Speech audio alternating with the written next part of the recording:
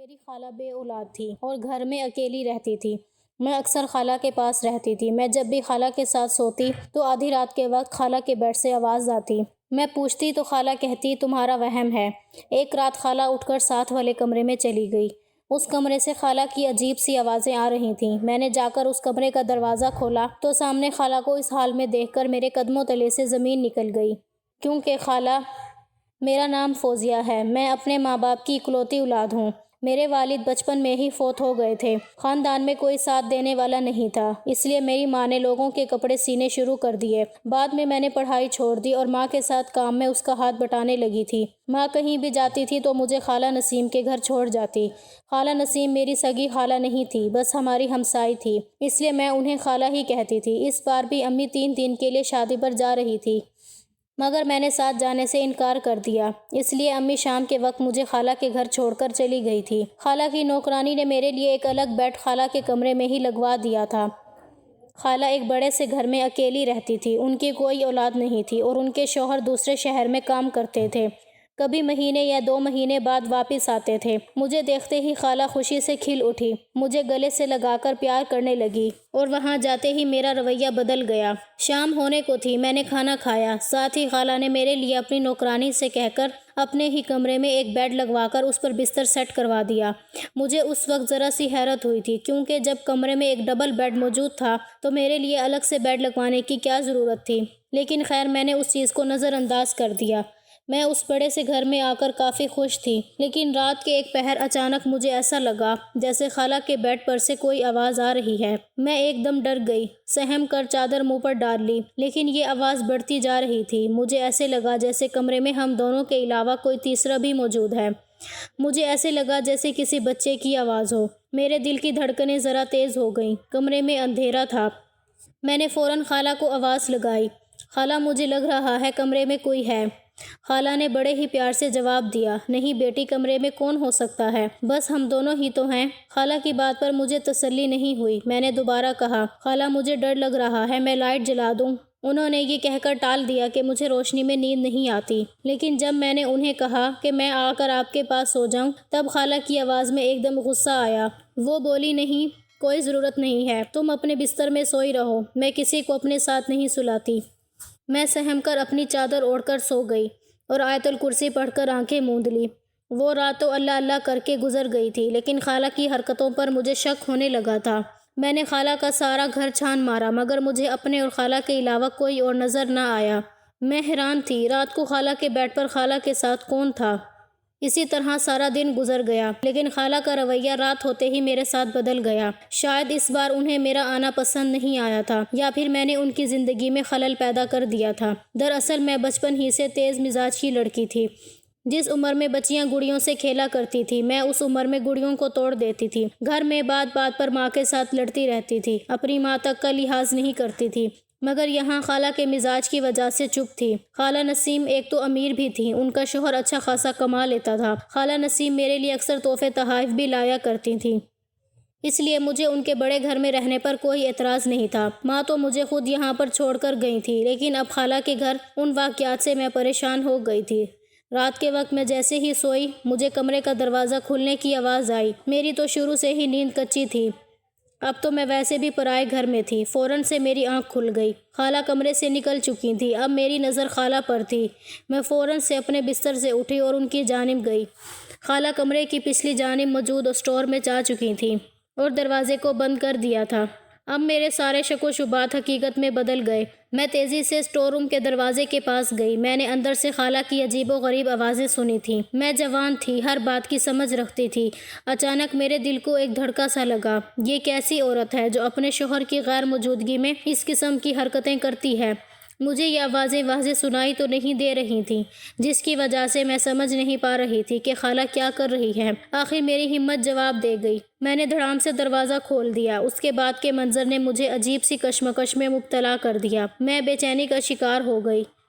میں آگے بڑھی، خالہ مجھے دیکھ کر گھبرا سی گئیں۔ میں نے کہا، خالہ آپ یہ کیا کر رہی ہیں؟ وہ بھی رات کے اس پہر؟ خالہ نے میری جانب گھوم کر دیکھا اور ان کے چہرے کا رنگ اڑ گیا تھا۔ فوراً میرے آگے ہاتھ جوڑ کر بولی، خدا کے لیے بیٹا اس بارے میں کسی کو نہ بتانا، آفاق کو تو بالکل بھی نہیں، ورنہ وہ مجھے طلاق دے دے گا۔ یہ سن کر میری آنکھیں حیرت کے مارے پھٹی کی پھٹی رہ گئیں کہ خالہ ایسی باتیں کیوں کر رہی ہیں۔ تب انہوں نے کہا، تم نہیں جانتی میرے ساتھ کیا ہوا ہے، میں یہ سب بہت مجبوری میں کر رہی ہوں۔ اگر تمہیں پتہ چل جائے کہ قسمت نے میرے ساتھ کیا کیا ظلم کیے ہیں، تمہاری آنکھیں بھی آنسوؤں سے بھر جائیں گی۔ یہ سب بس میں اپنے بچے کی خاطر کر رہی ہوں۔ مجھے اولاد چاہیے، اولاد کی کمی مجھے بہت محسوس ہوتی ہے۔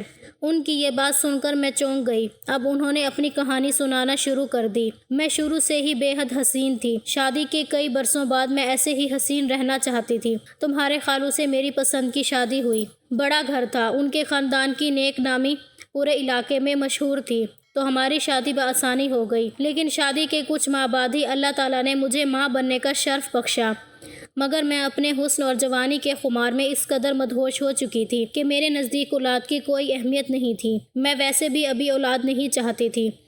ایک دن میرے گھر میں میری دور کی ایک عزیز مجھے ملنے آئی۔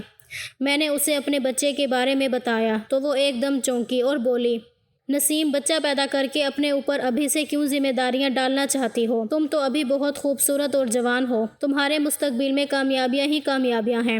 تم اس طرح بچے کے جھمیلے میں پڑھ کر اپنی جوانی کیوں برباد کر رہی ہو؟ تم اس بچے کا کام تمام کر دو اور میں تمہیں ایک ڈائریکٹر سے ملواؤں گی جو تمہیں فلموں اور ڈراموں میں کام دے گا۔ یہ سن کر میرے منہ سے رال ٹپکنے لگی۔ اس نے میرے دل کی بات کہہ دی تھی۔ شروع سے میرا تو یہی خواب تھا کہ میں ٹی وی پر آؤں، اور جب آج یہ میرا خواب پورا ہونے والا تھا تو اس بچے کی وجہ سے کیوں پیچھے ہٹوں؟ وہ ابھی اس دنیا میں آیا ہی نہیں تھا۔ یہ عورت میری رشتہ دار تھی۔ بے اعتباری کا تو سوال ہی پیدا نہیں ہوتا تھا۔ میں نے ابھی تک اپنے شوہر کو بھی اس بچے کے بارے میں کچھ نہیں بتایا تھا۔ میرے پاس یہ ایک سنہری موقع تھا۔ میں نے اسی وقت کچھ قیمتی زیورات اٹھائے اور اپنی دوست کے ساتھ چلی گئی۔ سب سے پہلے وہ مجھے ایک ڈاکٹر کے پاس لے گئی، جہاں جاتے ہی میں نے اپنے ہاتھوں سے اپنے بچے کا اس دنیا میں آنے سے پہلے ہی گلا دبا دیا۔ ڈاکٹر نے مجھے پہلے ہی آگاہ کر دیا تھا، اگر میں اس بچے کو ضائع کروا دوں گی تو دوبارہ کبھی ماں نہیں بن پاؤں گی۔ مگر مجھے ان ساری باتوں سے کوئی دلچسپی نہیں تھی۔ میں نے اس بچے سے جان چھڑوا لی۔ پھر میری دوست ماریا مجھے اپنے ساتھ دوسرے شہر لے گئی۔ زیور وغیرہ تو میں نے پہلے ہی اسے امانت کے طور پر دے دیے تھے۔ گاڑی سے اترنے کے بعد کافی دیر تک پیدل فاصلہ طے کر کے ہم ایک گھر میں داخل ہوئے۔ اس گھر میں قدم رکھتے ہی اندر کا منظر دیکھ کر میرے چہرے کے سارے رنگ ایک ایک کر کے اڑ گئے، کیونکہ وہاں سب لڑکیوں کے چہرے میک اپ سے بھرے ہوئے تھے۔ چھوٹے چھوٹے لباس میں رقص کرتی لڑکیاں اور ان کے ارد گرد جھومتے مرد۔ وہ منظر دیکھتے ہی مجھے فوراً سے پہلے یہ پتہ چل گیا کہ یہ کوئی عام گھر نہیں ہے، بلکہ یہ ایک حسین محل ہے۔ یہاں حسن کی بھرمار ہے، یہاں روز کسی نہ کسی حسینہ کی بولی لگتی ہے۔ میں نے ماریا سے کہا، تم مجھے یہ کہاں لے کر آئی ہو؟ تم نے تو کہا تھا ہم کسی ڈائریکٹر سے ملنے جا رہے ہیں۔ تب ماریا نے ایک مسکراتی نگاہ مجھ پر ڈالی اور بولی، یہاں تو ہر روز کئی ڈائریکٹر آتے ہیں، دیکھنا کوئی نہ کوئی تمہیں بھی پسند کر کے ہی لے جائے گا۔ ویسے بھی تم جو بڑی اداکاریں ٹی وی پر دیکھتی ہو وہ سبھی انہی جگہوں سے اٹھ کر جاتی ہیں۔ یہ سن کر میرا جی چاہا کہ اس عورت کا منہ توڑ دوں۔ اس سے پہلے کہ میں کچھ کہتی، ایک عورت میرے پاس آئی اور میرے ہاتھ کو زور سے پکڑ کر بولی، واہ ماریا، بڑا خوبصورت پیس لائی ہے۔ اس بار ان کی باتوں سے مجھے غلاظت محسوس ہونے لگی تھی۔ میں چیخ رہی تھی، رو رہی تھی، لیکن کسی نے میری ایک نہیں سنی۔ ماریا نے میرا ہاتھ پکڑا اور مجھے زبردستی ایک کمرے میں لے جا کر بند کر دیا۔ میری سانسیں بری طرح سے اکھڑ چکی تھیں اور رو رو کر میرا دل بند ہونے والا تھا۔ مجھ پر کڑی نگاہ رکھی جا رہی تھی، لیکن اگلے ہی دن میں وہاں سے بھاگ گئی تھی۔ یہ ایک الگ کہانی ہے، میں کس طرح تکلیف برداشت کرنے کے بعد وہاں سے نکلنے میں کامیاب ہوئی تھی۔ میرا پورا وجود زخمی ہو چکا تھا۔ اسی رات میں ایک بس والے کی منت سماجت کر کے اپنے شہر آ پہنچی۔ گھر پہنچتے ہی میرا شوہر میری حالت دیکھے بغیر ہی مجھ پر برس پڑا۔ مجھے ایسے ایسے الفاظ سے پکارا کہ کوئی عورت سنے تو ڈوب کر مر جائے، لیکن مجھ جیسے کالے نصیبوں والیوں کو موت بھی اتنی آسانی سے نہیں آتی۔ میں اب بہت ڈر چکی تھی، اس لیے میں نے اپنے شوہر کو ساری حقیقت سچ بتا دی، کیونکہ میں اب زندگی سے بہت بڑا سبق سیکھ چکی تھی۔ مزید کچھ چھپا کر مزید گناہ نہیں کرنا چاہتی تھی۔ اس دن کے بعد میرا شوہر بالکل خاموش ہو گیا، مجھ سے کوئی بات نہیں کرتا تھا، مہینوں گھر سے باہر رہتا۔ اور جب تم نے مجھے اس کمرے میں دیکھ ہی لیا ہے تو میں تمہیں یہ بھی بتا دوں کہ جب میرا شوہر گھر میں نہیں تھا تو ہمارے گھر میں ایک بلی آ کر رہنے لگی۔ اس کے 3 بچے تھے، مگر اللہ تعالیٰ کی کرنی ایسی ہوئی کہ وہ بلی اور اس کے 2 بچے مر گئے۔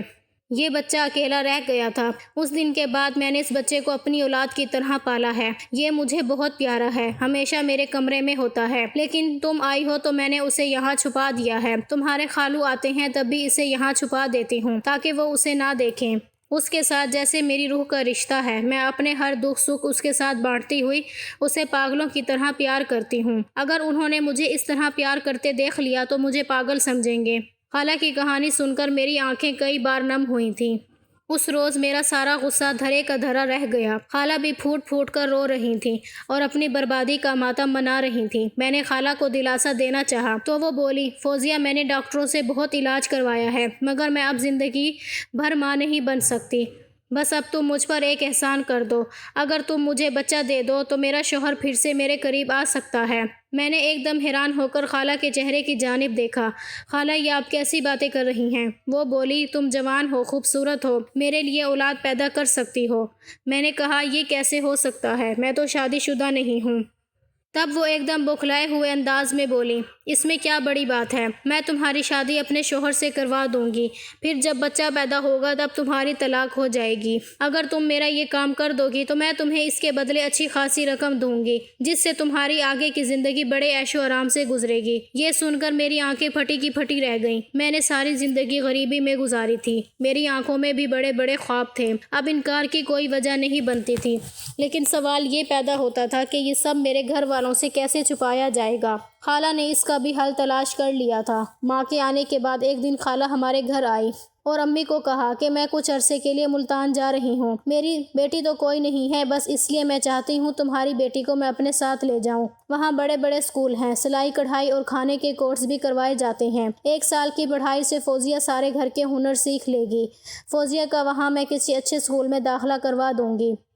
امی کو خالہ پر اندھا اعتماد تھا، انہوں نے مجھے ان کے ساتھ جانے کی اجازت دے دی۔ اس کے بعد خالہ مجھے اپنے دوسرے گھر لے گئیں اور اپنے شوہر کو بھی وہیں بلوا لیا۔ جیسے ہی اگلے ہفتے ان کے شوہر گھر آئے، نہ جانے خالہ نے انہیں کیسے منایا کہ انہیں نکاح کے لیے راضی کر لیا۔ بڑی خاموشی سے ہمارا نکاح کر دیا گیا۔ خالہ کا شوہر اب میرا بھی شوہر بن چکا تھا اور وہ ان کو میرے کمرے میں بھیج دیا کرتی۔ آفاق ایک نیک اور شریف انسان تھا، اس کی خوبصورتی اور وجود نے میرے دل میں گھر کر لیا تھا۔ میرا لڑکپن ختم ہو گیا تھا۔ اللہ تعالیٰ نے پہلے ہی مہینے مجھے اولاد کی خوشخبری سنا دی، پھر 9 مہینے جیسے ہوا کے جھونکے کی طرح گزر گئے تھے۔ آفاق ہر وقت مجھ پر جان نثار کرنے پر تیار رہتا، خالہ بھی میرے آگے پیچھے گھومتی رہتی۔ مجھے اپنے ہونے والے بچے سے محبت ہوتی جا رہی تھی۔ ایسے ہی دن گزرتے گئے۔ ٹھیک 9 مہینے بعد اللہ تعالیٰ نے مجھے چاند جیسی بیٹی سے نواز دیا۔ میں نے جب پہلی دفعہ اپنی اولاد کو اپنے ہاتھوں میں لیا تو میری آنکھیں آنسوؤں سے بھر آئی تھیں، لیکن اس کے ساتھ ہی خالہ نے میری جانب ہاتھ بڑھائے۔ میرا دل جیسے مٹھی میں آ گیا تھا۔ ایک ماں کے لیے یہ لمحہ کتنا تکلیف دہ ہوتا ہے جب وہ اپنے بچے کو کسی دوسرے کے حوالے کر دے۔ میرے لیے وہ لمحہ کسی قیامت سے کم نہیں تھا، مگر خالہ کی اس بچے سے محبت دیکھ کر میں نے اسے خالہ نسیم کے حوالے کر دیا۔ میں جانتی تھی کہ وہ کس قدر اذیت سے گزر رہی ہیں، لہٰذا میں نے اپنا وعدہ پورا کر دیا، بچہ انہیں سونپ دیا۔ کچھ دن ان کے گھر میں رہنے کے بعد میں اپنے گھر واپس لوٹ آئی۔ خالہ نے مجھے اسکول میں داخلہ بھی لے دیا تھا، میرا 1 سال کا کورس بھی مکمل ہو گیا تھا۔ میری ماں بھی بہت خوش تھی، لیکن میرا دل تو جیسے وہیں رہ گیا تھا۔ 1 سال بعد اپنی ماں کو دیکھنے کے بعد میرے اندر ممتا کی قدر اور زیادہ بڑھ گئی تھی۔ میں پہلے جیسی نہیں رہی تھی، میری عادتیں بدل گئی تھیں، غصہ اور لڑنا جھگڑنا ختم ہو گیا تھا۔ میں اکثر کمرے میں نماز یا قرآن مجید کی تلاوت کرتی رہتی یا پھر کسی نہ کسی کام میں مصروف رہتی۔ آفاق اور اپنے بچے کی یادیں مجھے ہر وقت ستاتی تھیں، کیونکہ انہوں نے مجھے طلاق نہیں دی تھی۔ ویسے بھی اس انسان سے میرا ایک روحانی تعلق تھا۔